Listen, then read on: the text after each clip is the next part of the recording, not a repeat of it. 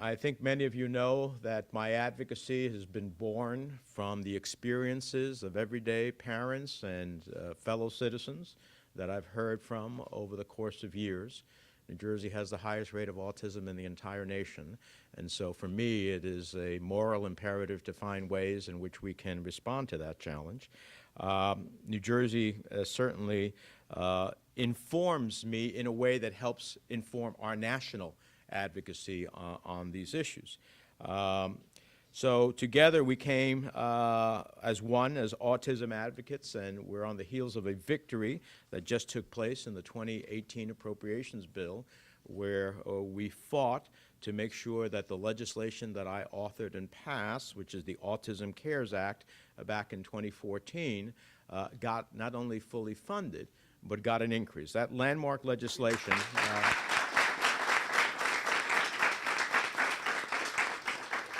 That landmark legislation invested in a wide range of areas aimed at better assisting youth with autism as they age into adulthood and need new resources and support systems to lead healthy, independent lives. That 2018 appropriations package we just passed weeks ago includes $2 million in additional funding for the Autism Care Initiative, bringing the total to nearly $50 million.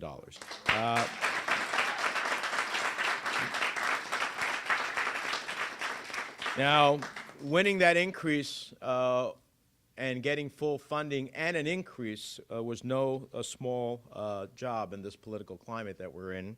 Unfortunately, the President sent us a budget that proposed defunding, not increasing, but defunding the Autism Cares legislation that I wrote, and dramatically slashed the Center for Disease Control funding to investigate both birth defects and developmental disorders in our research to understand the causes. And once we understand causes, then we can work to find cures and prevention. So I had the opportunity to ask the Secretary of Health and Human Services why the President's budget would eliminate critical Medicaid payments for autism services.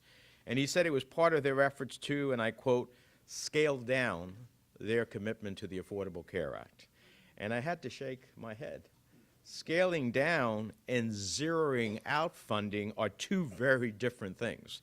And now is not the time to zero out funding for autism care initiatives when we have seen a constant increase in our country of those fellow citizens who face a challenge in the autism spectrum. Now, fortunately, we won this battle, and at the same time, we preserved funding for critical autism research underway at the Centers for Disease Control and the Department of Defense. Likewise, I was glad to vote for a bill that included a measure known as Kevin and Avante's Law.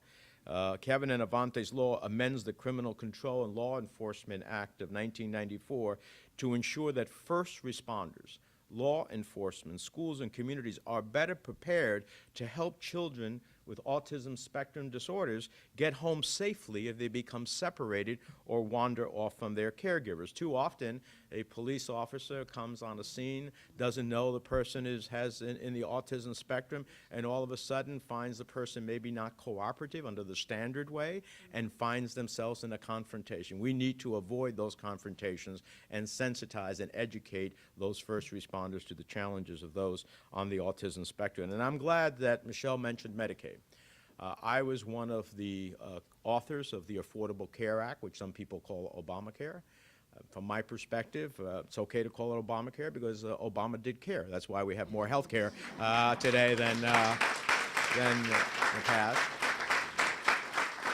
But one of the critical things that I worked for as a member of the Senate Finance Committee was to expand Medicaid coverage to many people in our country who work hard every day. They go to work every day, but they don't get insurance at work, and they don't make enough money to buy insurance. And so for New Jersey alone, that meant 500,000 more New Jerseyans who have coverage under Medicaid expansion than not. And it is these services, that Michelle rightfully pointed out to me, that is being paid by Medicaid. And but for that expansion, there'd probably be a lot less people who would be covered. These are all positive steps forward, but I'm not satisfied. We have more work to do.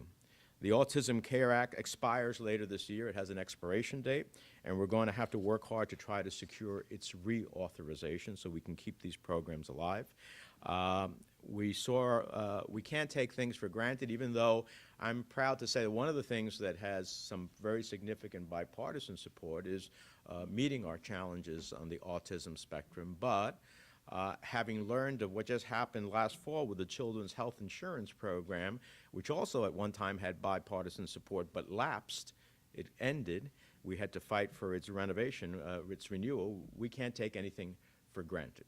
So I'm glad that we were able to fight for a 10-year renewal. I'd like to get a 10-year renewal for the Autism Cares Act.